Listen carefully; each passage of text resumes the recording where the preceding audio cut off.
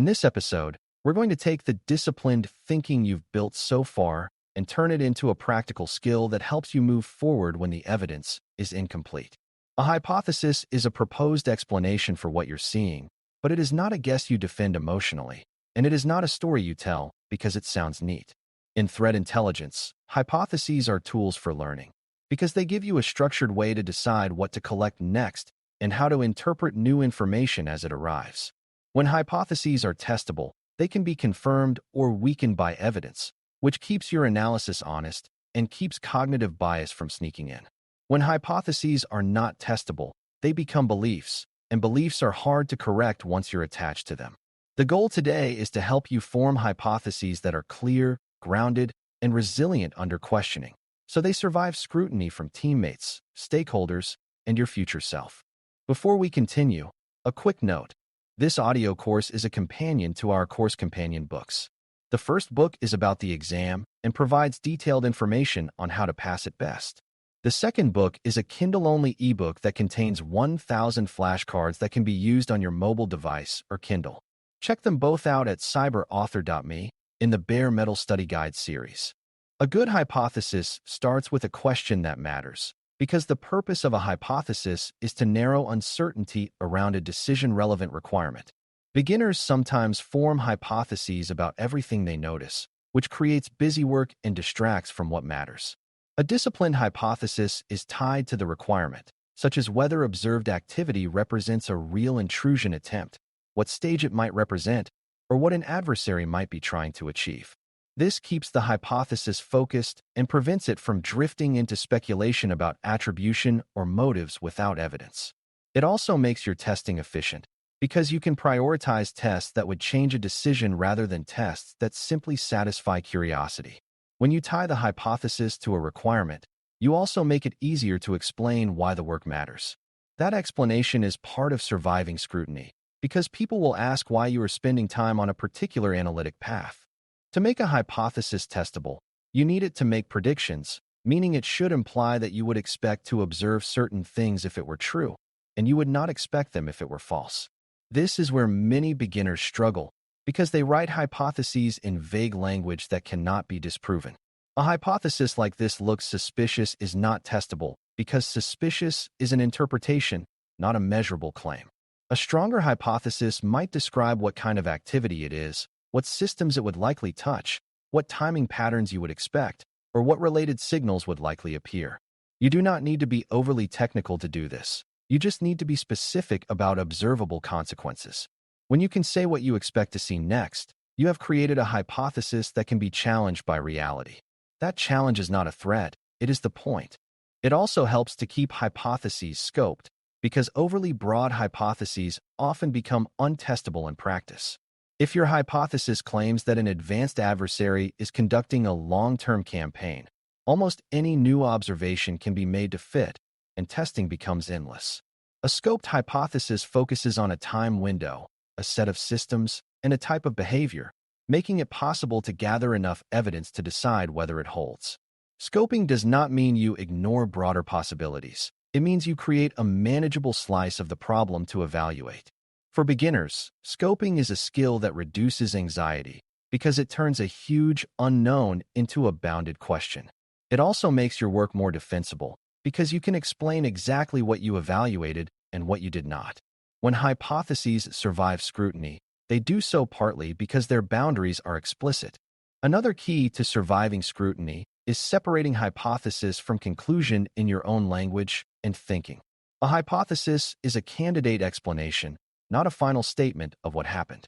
If you speak as if the hypothesis is already true, you invite confirmation bias, and you make it harder to change course later. Professionals often hold multiple hypotheses at once, especially early, and they treat them as competing explanations that need evidence. This is not indecision. It is disciplined uncertainty management. When you hold multiple hypotheses, you can look for discriminator evidence that would favor one over another, which makes your collection smarter. It also prevents you from being anchored to the first idea that felt right. Surviving scrutiny often means being able to say, here are the leading possibilities, here is what supports each, and here is what we are doing to test them. A practical way to build multiple hypotheses is to start with at least one benign explanation alongside at least one threat explanation.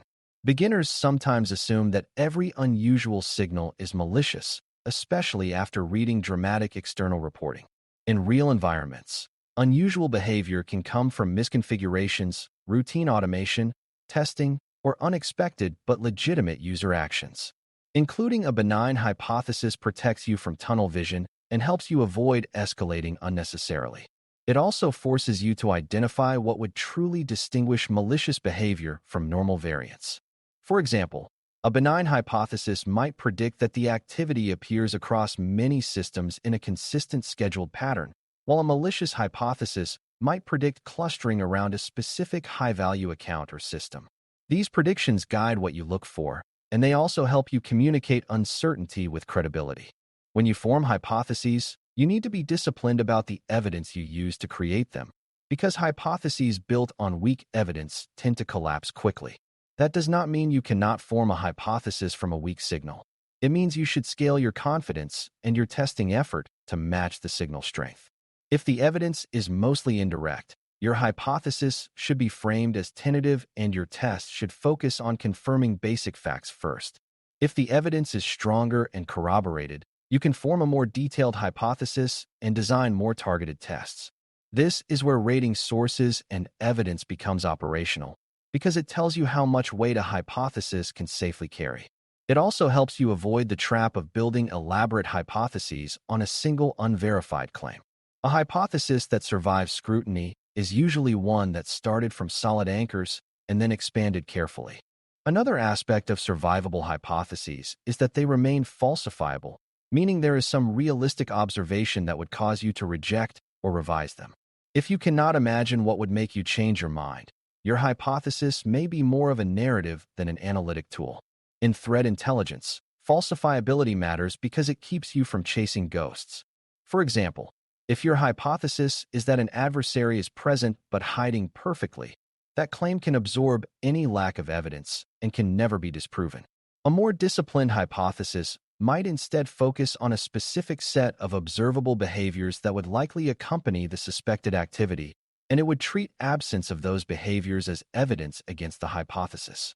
This does not mean that absence of evidence always proves absence of activity, but it does mean you treat missing expected signals as informative.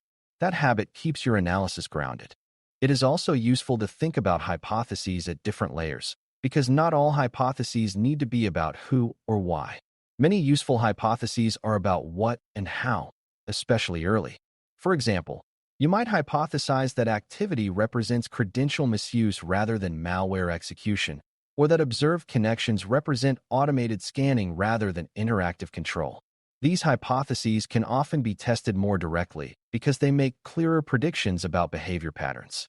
Hypotheses about intent and attribution are harder and often remain lower confidence unless you have unusually strong evidence. Beginners sometimes jump to those higher-layer hypotheses because they feel like the point, but in practice, getting the what and how right is often more valuable for defense decisions. A hypothesis that survives scrutiny often starts at a layer that can be tested and only moves upward when evidence supports it. This layered approach keeps your conclusions proportional to what can actually be demonstrated. As you test hypotheses, you want to pay attention to how new evidence updates your view, because that updating process is where good judgment is visible. If new evidence supports your hypothesis, you should be able to explain exactly how it increases confidence and why it is independent and relevant. If new evidence contradicts your hypothesis, you should be able to revise without defensiveness, either by narrowing the hypothesis, changing it, or promoting an alternative hypothesis. Beginners sometimes treat contradiction as a setback, but it is actually progress because it removes uncertainty and prevents wasted effort. The discipline is to avoid ignoring contradictory evidence or explaining it away too quickly. If you find yourself repeatedly explaining away contradictions, that can be a sign that your hypothesis is being protected rather than tested. Survivable hypotheses can handle contradiction because they are designed to be refined. Finally, forming testable hypotheses is not just a mental exercise. It directly improves your communication and your teamwork. When you can state a hypothesis clearly, The rest of the team can understand what you are trying to prove and can contribute relevant evidence. It also helps stakeholders understand why you are asking for certain information or why you recommend certain actions. A clear hypothesis provides a bridge between evidence and next steps, turning analysis into a purposeful plan rather than a passive interpretation. It also provides a record of your reasoning that can be reviewed later, which improves learning and accountability. When your hypotheses survive scrutiny, they do so because they are clear, testable, scoped, and tied to evidence. In the next episode, we'll build on this by looking at analytic pitfalls that can sink good teams, because even with hypotheses and evidence, teams can still stumble if they fall into common process traps and reasoning errors. Thanks for listening. For more audio courses, daily newsletters, and more, please visit DailyCyber.News.